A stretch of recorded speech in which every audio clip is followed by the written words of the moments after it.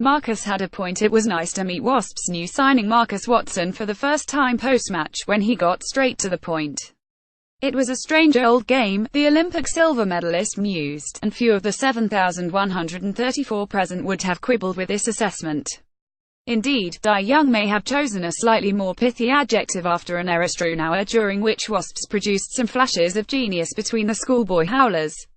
Thankfully, having got the handling errors, missed tackles, needless penalties and red zone yips out of their system, they then proceeded to wow us with 20 minutes of champagne rugby. As a result, a 6-3-4022 win seems comfortable enough, but it was actually anything but until late converted tries from Brendan Mackin and Guy Armitage provided a misleading gloss. Connacht switched 14 of the starting lineup at halftime, and caused plenty of problems with both sets of players, scoring 3 tries to lead 195 then 2,212. If pre-seasoners as we are often told about performance rather than results, Wasps have plenty to work on. Mumbai Calling Cricket has an anti-corruption hotline, on which suspicious playing patterns can be reported to an investigative body, who hot foot to the scene of the alleged crime. And such was the scale of Wasps' profligacy within a few metres of the Connacht line, if the same rules applied, the Blazers in Dubai might just have received a call. A long spell of second-quarter pressure yielded endless penalties. Presumably referee Craig Maxwell-Keys is not yet in receipt of his new season pack of yellow cards and almost as many missed scoring chances. This included 2 line-out drives to within a metre, possession lost as a 5-metre attacking scrum ran forwards, a penalty when the ball carrier was isolated under the visitors' posts and a turnover in almost the identical spot. The third quarter was little better, and when Ashley Johnson dropped the ball over the Connacht line, it seemed Wasps might play all night without finding their scoring touch. When HES good, HES very, very good. The arrival from the bench of Danny Cipriani was Wasps' catalyst to being a more potent attacking threat.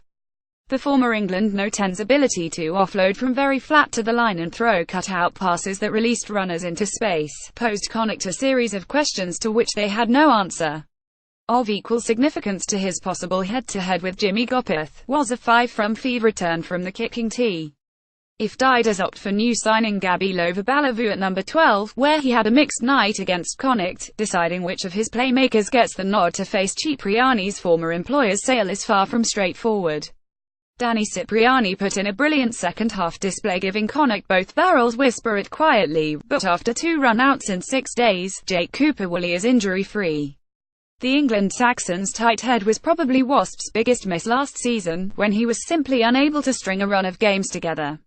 And while Wasps fans will have been thrilled to see their tight head throw a dummy and scuttle through a gap, the mess he made of Connacht's front row was of far greater significance.